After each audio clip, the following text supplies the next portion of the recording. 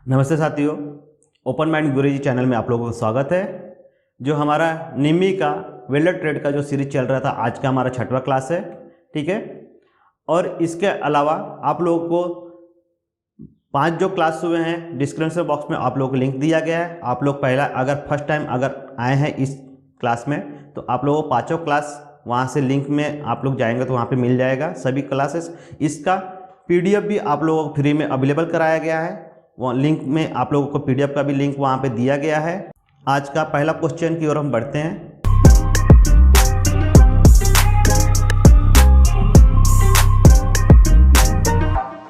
आज का हमारा फर्स्ट क्वेश्चन ये रहा स्क्रीन पर। गैस कटिंग की प्रक्रिया, यहाँ पे आप लोग देखना है, गैस कटिंग की प्रक्रिया में किस प्रकार की गलती इसमें इस प्रकार की कटिंग एज के उत्पन्न करती है। ये जो डायग्राम आप लोगों को दिखाया गया है, ये पूछ रहा है कि कौन सी कटिंग के दौरान ऐसी उत्पन्न यानी कि कटिंग होती है। ठीक है, गलतियां होती है। इसमें से आप लोगों को ऑप्शन देखना है, क्या कह रहा है, अत्यधिक कम काटने की गति, मतलब जो स्पीड है काटने की उसकी यानी कि कम गति रहे तो ऐसा हो सकता है क्या। ठीक है। दूसरा बोल रहा है नोक टिप प्लेट से बहुत अधिक ऊंची होना।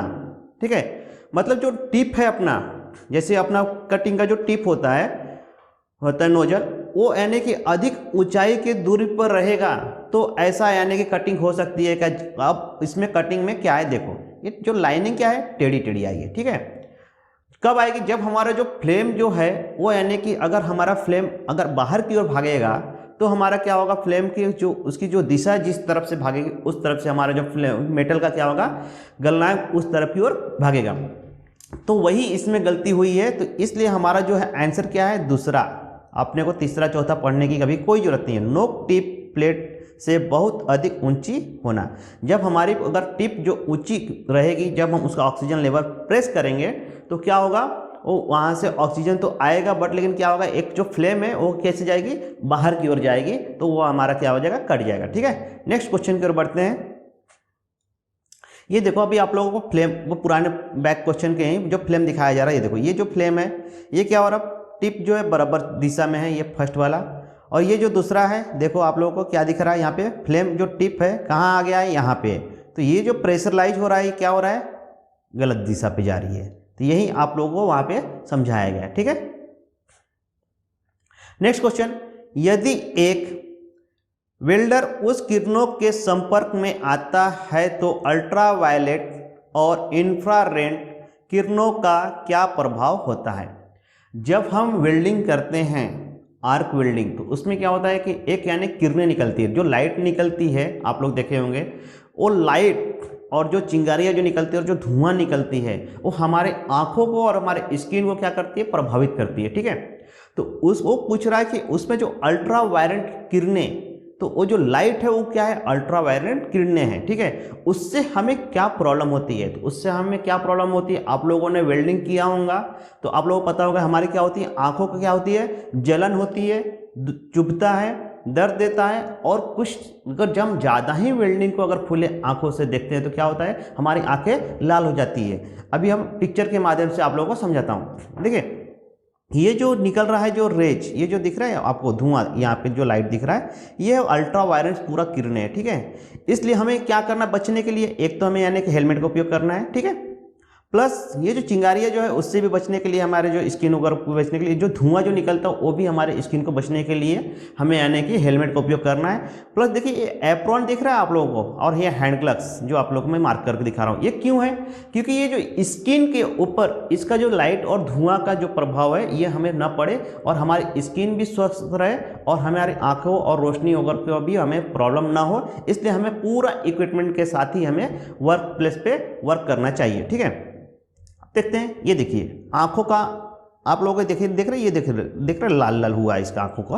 ये जो वेल्डिंग जो लगती है ना, तो उसके कारण जो आंखें कैसे हो जाती है, लाल हो जाती है हमारी, और उसमें क्या होता है, चुभने लगता है। तो हमें क्या करना है, ऐसी स्थिति में हमें अन्य कोई यानी कि ऐसी कोई कुछ भी बताता है कि ये कर लो, आलू चिप्स लगा लो, ककड़ी लगा लो, देखो वो तो है नेचुरल, हम अपने कर है, बट लेकिन जब हमारी कम अगर जलन है और कम चुभन है तो हम कर सकते हैं, लेकिन ज़्यादा ही जलन और चुभन है तो आप लोगों को डॉक्टरी सहायता लेनी है। मेडिकल स्टोर पे जाइए, उनको बताइए या अपने नज़दीकी डॉक्टर को बताइए कि हमें वेल्डिंग लगी है, हमारे आंखों को चुभ रहा है, दर्द दे रहा है, तो वो आप लोगों को एक ड्रॉप देंगे, उस ड्रॉप को ही उपयोग करिए। ठीक है, उस ड्रॉप का भी ज़्यादा उपयोग नहीं करना है, जितना डॉक्टर ने आपको बताया है उतना ही उपयोग करना है आपका, यानी कि 24 घंटे में आँखें आपकी जैसी थी वैसी हो जाएगी। इससे आंखों को कोई प्रभाव नहीं होता है, बट एक थोड़ी सी जलन और चुभन होती है, उसमें रोशनी को कोई प्रभाव नहीं होता है। ठीक है, तो आते हैं हम पीछे क्वेश्चन की ओर।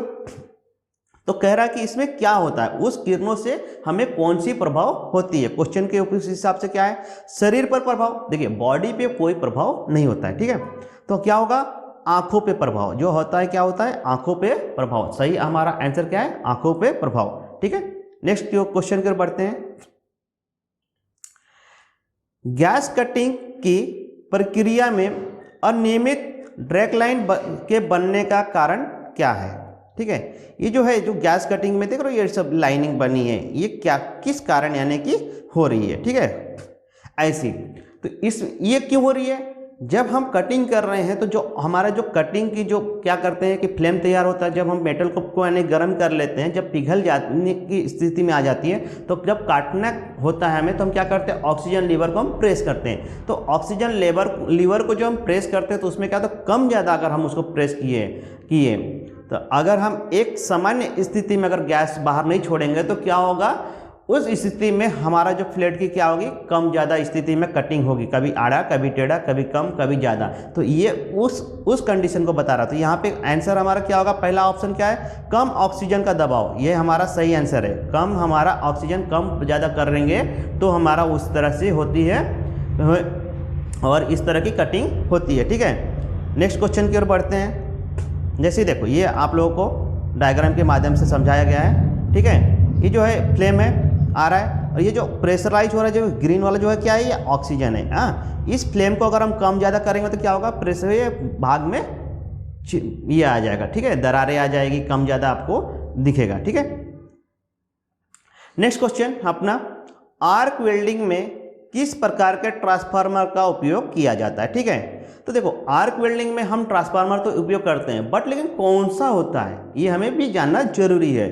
ठीक है, तो इसमें हम क्या करते हैं, स्टेप डाउन, क्या कौन सा ट्रांसफार्मर उपयोग करते हैं, स्टेप डाउन का हम ट्रांसफार्मर उपयोग करते हैं। ठीक है, ये देखो ये है हमारा स्टेप डाउन का ट्रांसफार्मर का डायग्राम। ठीक है, यहाँ से हम क्या करते हैं, सप्लाई दे रहे हैं, ये हमारा ट्रांसफार्मर है। ठीक है, और ये हमारा क्या है, ये हमारा वेल्डिंग का भाग है। ठीक है, अब ये जो वेल्डिंग का भाग है, ये देखो ये स्पॉट वेल्डिंग का ही दिखा रहा है आप लोगों को। ठीक है, स्पॉट वेल्डिंग इस प्रकार के डायग्राम्स होती है, प्लस वेल्डिंग कोई भी है। ठीक है, यहाँ पे प्लस पकड़ लो, यहाँ पे माइनस पकड़ लो। ठीक है, तो ये स्टेप डाउन यानी कि ट्रांसफार्मर इस प्रकार से होता है। ठीक है, तो सही आंसर इसका क्या है, स्टेप डाउन। नेक्स्ट क्वेश्चन, आसान वेल्डिंग के लिए कौन सी स्थिति लाभ प्राप्त है। ठीक है, तो आसान वेल्डिंग मतलब कहने कैसा है कि यानी कि हमें ज़्यादा मेहनत भी ना हो और हमें ज़्यादा नुकसान भी ना हो और हमें ज़्यादा आसानी और कम समय में हमें ज़्यादा से ज़्यादा वर्क हो। तो कौन से में, अगर हम देखो, हम पोजीशन पता है हमको, flat position, vertical, horizontal, overhead, ऐसे करके पोजीशन है। तो सबसे आसान कौन सा पोजीशन होता है, फ्लैट पोजीशन। जैसे अपन अभी आने की वेल्डिंग वगैरह सीखे होंगे तो क्या होता है, सबसे पहले फ्लैट पोजीशन में सीखते हैं, क्योंकि उसमें क्या होता है कि हमें जल्दी से जल्दी सीखना भी हो जाता है और जल्दी से जल्दी कैसे वर्क भी आने की हो जाता है। तो हमें सबसे आने की क्या पूछ रहा है कि कौन सी लाभदायक होती है। ठीक है, तो इसमें कौन सी होगी, समतल, फ्लैट पोजीशन। ठीक है, वर्टिकल, ओवरहेड और हॉरिजॉन्टल में क्या होगा, उसमें यानी कि अलग अलग पोजीशन में अलग अलग यानी की तरह से उसको जॉब को खड़ा करो, टाइम लगेगा उसमें, प्लस उसमें वेल्डिंग के लिए अलग अलग प्रकार के अपने को हाथ का ये रखना पड़ता है और उसके लिए अलग अलग इक्विपमेंट भी, ओवरहेड के लिए हेलमेट वगैरह सब, एप्रॉन वगैरह पूरा बॉडी का लगाना पड़ता है। तो उस स्थिति में हमें क्या होता है, ज़्यादा समय भी जाता है और हमें ज़्यादा खर्चीला भी हो जाता है। ठीक है, इसलिए हमें इसका आंसर क्या है, समतल। नेक्स्ट बढ़ते हैं। देखो यहाँ पे आप लोगों को पोजीशन दिखा दिया गया है डायग्राम के हिसाब से, आप लोग जॉब बनाए होंगे तो आप लोगों को ध्यान में होगा। ठीक है, ये है फ्लैट पोजीशन, ये हॉरिजॉन्टल पोजीशन। देखो पेपर में एक एक देगा, आप लोगों को केवल यही दे देगा और पूछेगा कि ये कौन से पोजीशन में डायग्राम दिखाई गई है, तो ये भी आप लोगों को ध्यान रखना है यहाँ पे। इसलिए मैंने पूरे नाम के साथ आप लोगों को चारों पोजीशन और चारों डायग्राम आप लोगों को दिखाया है। ठीक है। ये हमारा सबसे आसान पोजीशन फ्लैट पोजीशन, ये है हॉरिजॉन्टल पोजीशन, ये है वर्टिकल। देखो वर्टिकल में, हॉरिजॉन्टल में क्या होता है, हम यहाँ से शुरुआत करते हैं वेल्डिंग की, इस तरफ से आते हैं, ठीक है, ये हमारा। और वर्टिकल में क्या होता है, हम नीचे की ऊपर की ओर जाते हैं, नीचे से ऊपर की ओर जाते हैं। ओवरहेड में ये हम यहाँ से ऐसे जाते हैं या इधर से जाइए, ठीक है। ओवरहेड पोजीशन जो हमारे सर के ऊपर होता है। ये फ्लैट पोजीशन अपना नॉर्मल, जितना रन मारना है फटाफट रन मारिए, कोई प्रॉब्लम नहीं, फास्टली काम होता है, ठीक है। नेक्स्ट क्वेश्चन की ओर बढ़ते हैं। वेल्डिंग मशीन में एसी से डीसी सप्लाई में परिवर्तित करने के लिए निम्न में से किसका उपयोग किया जाता है, ठीक है। अब आते हैं कि एसी से डीसी सप्लाई, जो भी हमारा ट्रांसफार्मर मशीन होता है, जब हम वेल्डिंग करते हैं तो उसको हमें ट्रांसफार्मर मशीन को क्या देते हैं, एसी सप्लाई देते हैं, ठीक है। उसमें एसी सप्लाई में क्या क्या देते हैं, सिंगल फेज भी रहता है, डबल फेज भी रहता है, 3 फेज भी रहता है, ठीक है। हमारी जैसी मशीनें रहती है वैसे। तो हम क्या कर रहे हैं, अगर हम उसको एसी सप्लाई दे रहे हैं तो हमें वो करंट लगता है क्या, जब हम इलेक्ट्रोड पकड़ते हैं होल्डर में लगाते हैं तो हमें करंट लगता है क्या। अगर आमतौर पे अगर देखा जाए तो हम डायरेक्ट अगर कोई भी एसी करंट का वायर अगर पकड़ते हैं तो हमें करंट लग जाएगा, लेकिन हम उसको पकड़ रहे तो नहीं लग रहा। क्यों नहीं लग रहा, क्योंकि एसी से डीसी में कन्वर्ट हो जाता है, ठीक है, और उसका वोल्टेज हो जाता है कम और एम्पियर रहता है ज़्यादा, ठीक है। वो मशीन क्या करती है, एसी लेती है और हमें डीसी में कन्वर्ट करती है, तो उसको कहते हैं रेक्टिफायर, ठीक है। अगर आप लोगों को अगर देखना है तो देखो, अभी आप लोगों को वेल्डिंग मशीन देखे होंगे तो ठीक है, हमारा जो मोबाइल चार्जर जो होता है वो भी क्या होता है, एसी लेता है और मोबाइल को डीसी देता है, तो उसको भी कहते हैं रेक्टिफायर चार्जर, ठीक है। तो वैसी जो हमारी जो मशीन होती है उसको भी कहते हैं रेक्टिफायर सेट। तो हमारा आंसर इसमें क्या होगा, रेक्टिफायर, ठीक है। आप लोगों को रेक्टिफायर का डायग्राम भी दिखा देता हूं। ये देखो, ये है ट्रांसफार्मर, ठीक है, ये हमारा ट्रांसफार्मर, ठीक है। यहाँ से क्या हो रहा है, एसी इनपुट हो रहा है, ठीक है। देखो यहाँ पे लिखा है एसी इनपुट, यहाँ से एसी इनपुट हो रहा है। अब ये क्या हो रहा है, यहाँ पे देखो डायोड लगे हैं, ठीक है, कैपेसिटर लगी है, ये सब क्या कर रहा है, एसी करंट को क्या कर रहा है, ये डीसी में कन्वर्ट कर रहा है। यहाँ से हमें डीसी में कन्वर्ट कर रहा है और यहाँ से हमें डीसी सप्लाई मिल रहा है। जो क्या हो रहा है, हमें अब डीसी करंट अगर ज़्यादा वोल्टेज का है तो करंट लगेगा और वो छोड़ेगा नहीं आपको। एसी कैसे होता है कि अल्टरनेट करंट होता है, छोड़ पकड़ करती है, लेकिन डीसी जो होती है वो डायरेक्ट करंट होती है, वो छोड़ पकड़ नहीं करती है। इसलिए डीसी करंट किसी को लगता है तो बहुत नुकसानदायक है, ठीक है। तो हमें वो क्या होता है कि कम वोल्टेज के साथ साथ हमें ज़्यादा एम्पियर दिया जाता है, जो कि मेटल को गला सकता है, ठीक है। इसलिए हमें वो सेट कौन सा है, रेक्टिफायर सेट, ठीक है। मोटर जनरेटर सेट नहीं, इंजन जनरेटर सेट नहीं, वेल्डिंग ट्रांसफार्मर भी नहीं है। इसका उपयोग एसी से डीसी अगर बोलता है तो रेक्टिफायर सेट आप लोग को ध्यान में रखना है, ठीक है। नेक्स्ट क्वेश्चन की ओर बढ़ते हैं।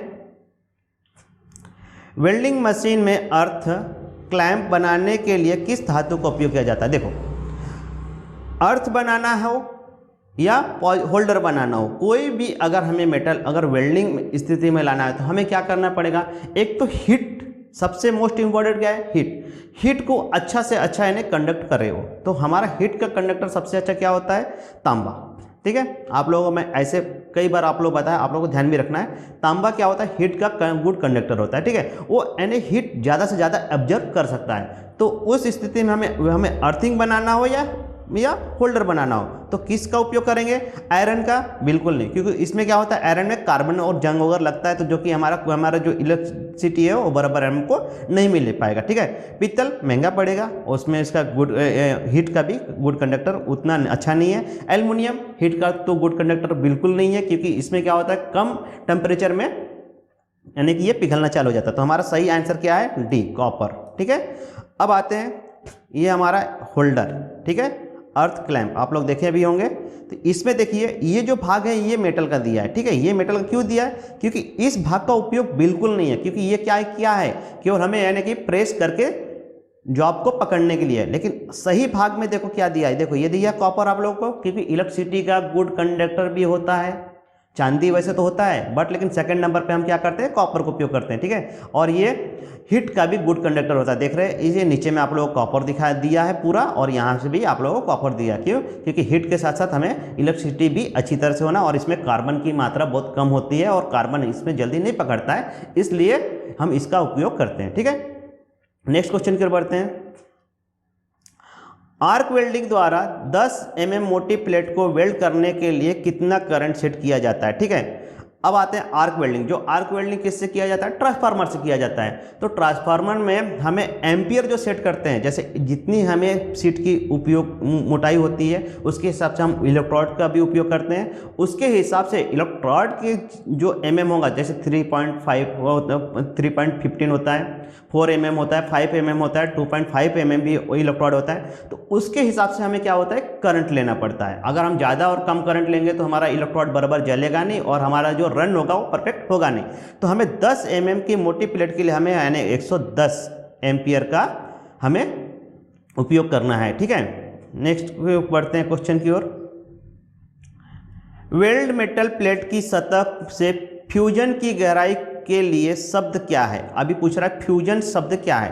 ठीक है, तो इसका आंसर क्या है? पेनिट्रेशन। ठीक है, वेल्ड मेटल में जो होता है फ्यूजन उसको कहते हैं पेनिट्रेशन। ठीक है, ये होता है पेनिट्रेशन। आप लोगों को दिखाने के लिए दिखाते हैं। देखो ये जो है ये क्या है? ये पूरा जो भाग है और ये जो वेल्ड हो रहा है ये क्या है? पेनिट्रेशन है। ठीक है, ये रूट गैप, ये जो है नीचे वाला क्या भाग है? ये रूट गैप, 2 mm का रूट गैप। ये जो वेल्ड हुआ है ये पूरा भाग है, इसको बोलते हैं पेनिट्रेशन। ठीक है, नेक्स्ट क्वेश्चन की ओर बढ़ते हैं। डबल बेवल बट ज्वाइंट के लिए कोण क्या होना चाहिए? ठीक है, डबल बेवल बट ज्वाइंट। तो ठीक है, अब आते हैं पहले डायग्राम। देखो ये होता है डबल बेवल बट ज्वाइंट। ठीक है, ये क्या है? भी का आकार में होता है डबल बेवल बट ज्वाइंट। तो अब इसको यानी कि क्या पूछ रहा कि इसका आकार क्या होना चाहिए। तो अब देखो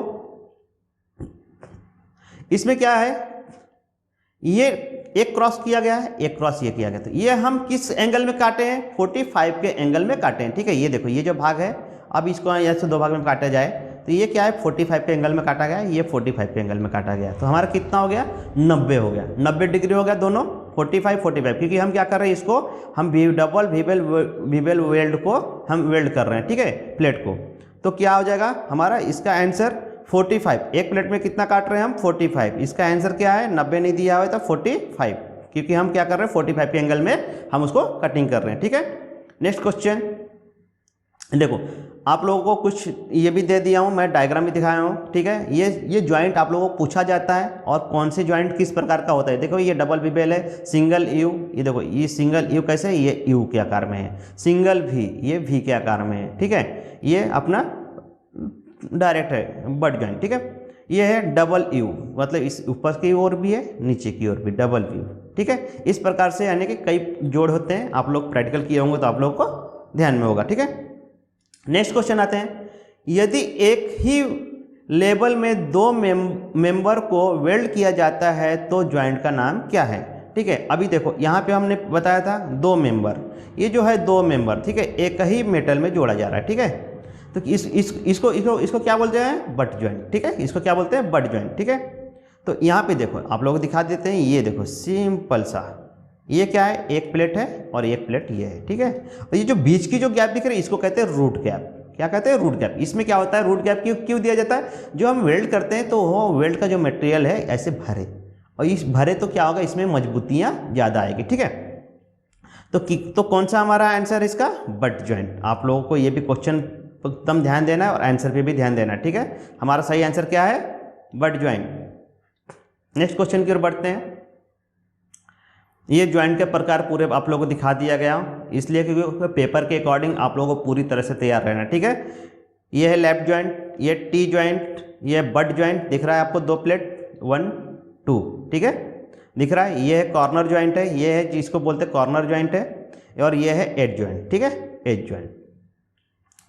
next question, what is the symbol of welding? Welding का प्रतीक क्या है? ये जो डायग्राम आपको दिखाया जा रहा है ये किस चीज़ का प्रतीक है? तो ये है बैकिंग रन वेल्ड। ठीक है, क्या है ये? Banking weld run. ठीक है, नेक्स्ट बढ़ते हैं क्वेश्चन की ओर। वेल्ड फिनिश प्रतीक का आकार क्या है? ये जो वेल्ड का जो आकार पूछ रहा है ये यानी किस आकार का है, ये इसके बारे में पूछ रहा है। प्रतीक क्या दिखाया जा रहा है? ठीक है, ठीक है, ये जो है यहाँ पे भी प्रतीक आपको दिखाया जा रहा है। ठीक है, तो ये क्या है? कुंटर सतह चिम्पट। ठीक है, इसके बारे में कुछ खास जानकारी नहीं है, बट लेकिन आप लोगों को ध्यान रखना है कि ये इसका आंसर क्या है? कुंटर सतह चिम्पट। अगर एग्जाम में आता है तो आप लोगों को ये ध्यान में रखना है। ठीक है, नेक्स्ट क्वेश्चन की ओर बढ़ते हैं। ग्रूव वेल्डिंग का ऊर्ध्वाधर स्थिति के रूप में क्या परिभाषित किया गया है। ठीक है, तो इसमें क्या होता है 3G। अब ये होता क्या है, तो ये देखो, ये जो है वर्टिकल पोजीशन में जो वेल्ड हो रहा है तो इसको कहते हैं 3G। ठीक है, ये हो गया 3F। ये जो है वेल्ड की ये प्रकार है। ठीक है, वेल्ड जो किया जाता है उसके प्रकार है। ठीक है, आप लोगों को इसको ध्यान में रखना है। नेक्स्ट क्वेश्चन की ओर बढ़ते हैं।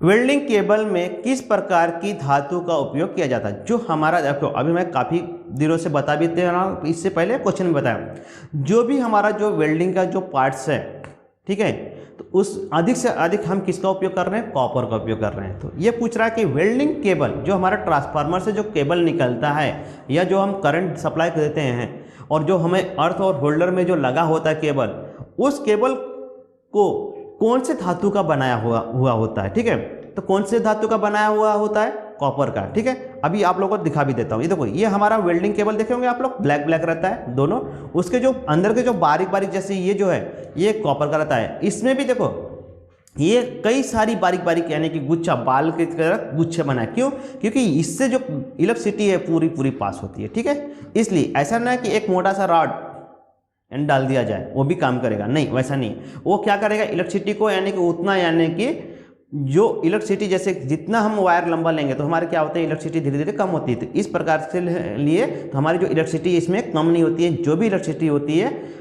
बहुत मात्रा में कम होती होगी भी, लेकिन बट हमें पूरा करंट इस ऐसे वायर्स में मिलता है। ठीक है, इसलिए हम क्या करते हैं, ज़्यादा से ज़्यादा वायर वाले, गेज वाले हम यानी कि उपयोग करते हैं। ठीक है, तो हमारा आंसर क्या हो गया इसमें, कॉपर कहाँ है, ये डी ऑप्शन है, कॉपर। ठीक है, तांबे का केबल उपयोग किया करते हैं। ठीक है, नेक्स्ट क्वेश्चन की ओर बढ़ते हैं।